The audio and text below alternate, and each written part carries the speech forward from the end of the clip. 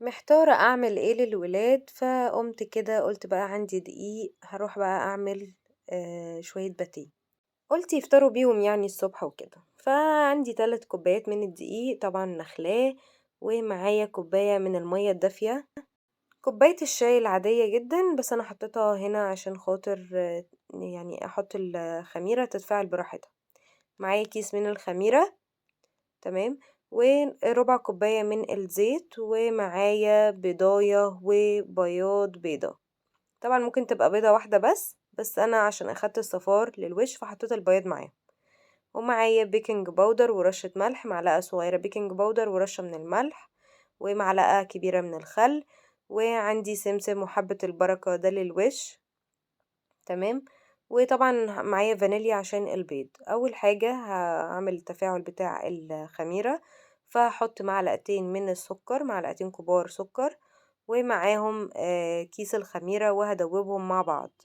لو انتِ بقى متأكدة من الخميرة بتاعتِك إنها كويسة ممكن تحطيها على طول وتستغني عن الحتة دي خالص، يعني إيه لو انتِ بس مش متأكدة زيي كده وكانت موجودة عندِك ومش عارفة إيه أخبارها فتعملي تفاعل يعني تتأكدي يعني تعملي اختبار وكده. هنحط بقى على الدقيق البيكنج باودر ورشة الملح، ونحط بقى كل مكوناتنا عادي جدًا بعد كده. أنا ضِفت كمان معلقتين من اللبن البودر، بيبقى حلو جدًا يعني بيدّي قيمة غذائية أكتر يعني وكده، وبيدّي كمان طعم حلو جدًا غني، فممكن تستغني عنه لو مش موجود. البيض بقى هنحط عليه معلقة كبيرة خل والفانيليا ونحطه على الدقيق ونقلبهم كده مع بعض، وبعد كده هانزل بالزيت ربع كوباية من الزيت، وبعد كده على طول الخميرة اللي احنا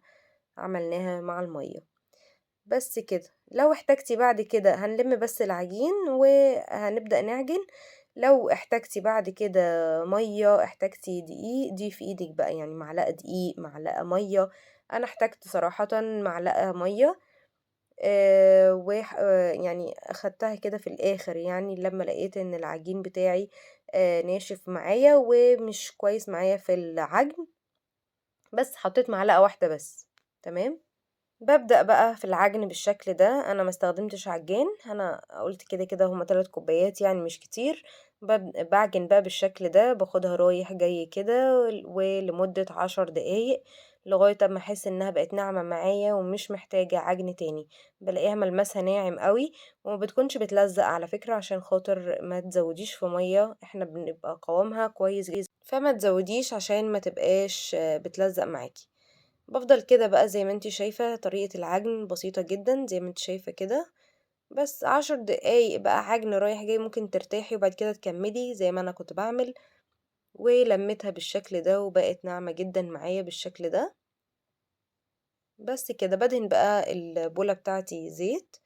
دهنة بسيطة كده وبادهن بيها وِش كمان العجين بتاعي عشان ما يعملش قشرة، وباغطّيها بالستريتش واغطّيها بفوطة واحطها في مكان دافي، أنا كنت مشغّلة الفرن وطفيته، يعني ما كمّلش دقيقة مشغّلاه وسخن وطفيته وحطيت العجين بتاعي فما أخدش وقت معايا، واختمرت بالشكل ده، هي مش هتختمر أكتر من كده، هو بس يتضاعف حجمها للضعف بس.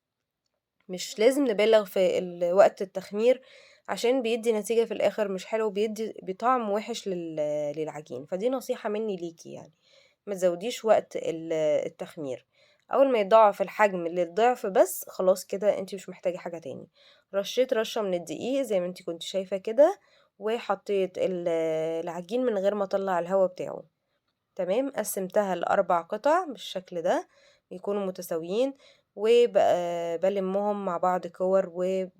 باسيبهم يرتاحوا بقى شوية كده حوالي 10 دقايق، باكون مغطية الوش وباسيبهم بعد ال10 دقايق بارجع بعد كده نشتغل فيهم براحتنا جدًا. لمّا بنريّح العجين بيساعد كمان معانا في الفرد كويس، بابدأ بأول واحدة أنا كوّرتها وبارُش رشّة من الدقيق، وبابدأ إن أنا أفردها بقى بالنشّابة كده على شكل مستطيل أو أي شكل أنتِ بقى يعني أول واحدة دي هي اللي بتفردي عليها الباقيين، أنا عملتها على شكل مستطيلي شوية، وشُفتِ السمك بتاعها كويس كده جدًا، وبادهن بقى دهنة من الزبدة، الزبدة دي كانت في التلاجة وطبعًا كنت مستعجلة، كنت ناسية إن أنا أطلّعها من بدري، فحطيتها بس كده ساحت بس وحطيتها في البولة كده، وبعد كده من حرارة الغرفة اتجمدت بالشكل ده. تمام. عملت الطبقة التانية بنفس الطريقة، فردتها وبنفس السمك وحطيت عليها كمان دهنة من الزبدة، مع كل طبقة باحط زبدة، ولأن الزبدة دي هي اللي هتورّق لنا العجين بتاعنا. تمام. كده إحنا خلّصنا باجيب كده العجين بتاعي وباسويه على قد ما باقدر، وباعمل الوش بتاعه بالزبدة، دي آخر طبقة، وبعد كده بالسكينة أو قطّاعة العجين دي باقسمه بالنُص متساويين، يعني نُصّين كده متساويين، وباحطهم فوق بعض، بعد كده باسويهم وباقسمهم تاني بالنُص، وفي نُص في جزء منهم باحط له زبدة كده عشان أحط ال الباقي فوقيه، وبعد كده بالمّها كده وباغطيها كويس بالستريتش وباحطها في التلاجة لمدة ربع ساعة، تِلت ساعة، وبعد كده باخرّجها من التلاجة، بتكون الزبدة اتمسكت شوية معاها، بقت متماسكة يعني كده شوية، والعجين بقى أحسن. بافرده بقى بالنشابة كده، وباحاول إن أنا أساويه كلّه يبقى سِوَى واحد، يعني كلّه سُمك واحد. آآ على شكل مستطيل كده بالشكل ده، وبعد كده هابدأ إن أنا أقسّمها،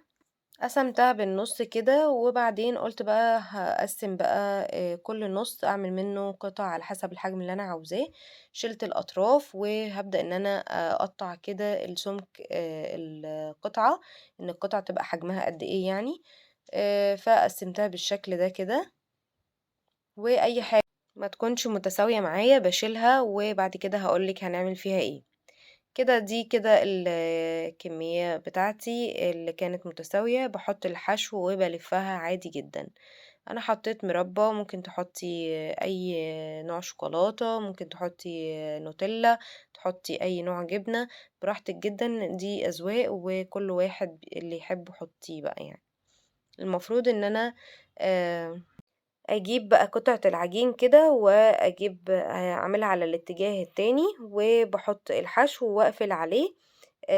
زي كأني باعمل مثلث كده، باقفل على الحشو كده بنفس الشكل زي ما باقول لِك كده، وتلفي رول عادي جدًا، عشان تضمني إن الحشو ما يسيحش وما يبهدلش الدنيا في الفرن، وتضمني إن الحشو بتاعِك هيفضل موجود. باقي العجين بقى اللي أنا كنت سايباه على جنب كده، البواقي اللي كانت في الجوانب، فجبتها وبططتها مع بعضها وفردتها بالنشابة، وقسمتها كده زي ما أنتِ شُفتِ، بالشكل ده بقت سهلة جدًا إن أنتِ تعملي باتيه من غير ما تهدّري أي حاجة. تمام. باقلبها الاتجاه التاني زي ما قُلت لِك، وتحطي الحشو زي ما أنتِ عاوزة، هاحط جبنة وهاقفّلها زي ما قُلت لِك. بتحطي الحشو وبعد كده بتقفّلي الجوانب شوية عشان خاطر الحشو ما يطلعش برّه، وتقفلي رول عادي جدًا، بيبقى بالشكل ده. هاحطهم بعد كده في الصاج بتاعي، حطيت فيه ورق زبدة، وحطيت الحشو بتاعي حطيت الباتيه بتاعي، أنا الحشو بتاعي أنا فيه كام واحدة أنا ما قفّلتش عليها، فدي بهدلت الدنيا في الفرن، الحشو اللي فيها ساح، فعشان كده أنا بانبه إن أنتِ لازم تقفلي على الحشو الأول، تقفّلي عليه وبعد كده تكمّلي لَف الباتيه بتاعِك. جِبت صفار البيضة اللي كانت موجودة معايا عشان إحنا حاطين بياض بيضة، وده الصفار، ممكن تحطي بيضة عادي كاملة وتحطي عليها فانيليا وتدهني بيها عادي جدًا.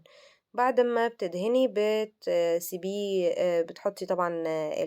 حبة البركة والسمسم زي ما تحبي، أو لو مش عاوزة براحتك جدًا، وبعد كده بتغطّي عليها وتسيبيها حوالي نُص ساعة تختمر كده معاكِ، وبعد كده تحطيها في فرن درجة حرارة تكون 200، بياخد حوالي ربع ساعة، بس أنتِ راقبيه يعني عشان خاطر ممكن تبقى فرنِك غير فرني، هو بياخد حوالي ربع ساعة، أخد معايا ربع ساعة بس. يا ريت برضه كمان إن أنتِ لمّا تيجي تحطّي الباتيه بتاعِك في الصاج تخلّي آخر العجين من تحت، يعني التقفيل بتاع العجين بتاعِك تقفيلة الباتيه تكون من تحت عشان خاطر ما تفُكِّش في الفرن. ده بعد أمّا خرج طبعًا بقى بالشكل ده جميل جدًا، وحلو جدًا بقى مع كوباية شاي بلبن الصبح بقى كده، وتفطروا أو تتعشوا بيه، حلو جدًا وسهل وبسيط. ويا ريت لو الفيديو عجبِك ما تنسينيش في اللايك والاشتراك في القناة على اليوتيوب وصفة هدير سعد، ويا ريت تعملوا شير للفيديو على الفيسبوك عشان يوصل لأكبر عدد من المتابعين. شكرًا جدًا ليكم ولمتابعتكم ليّا، ويا ريت تجربوا الوصفة وتقولوا لي رأيكم فيها في التعليقات،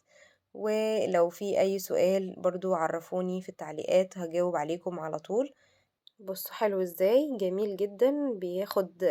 شهيق وزفير، جميل جدًا وبُصّوا مورّق وحلو جدًا، يا ريت تجربيه وتقولي لي رأيِك فيه هيعجبِك أوي. شكرًا جدًا ليكم ولمتابعتكم ليّا والسلام عليكم.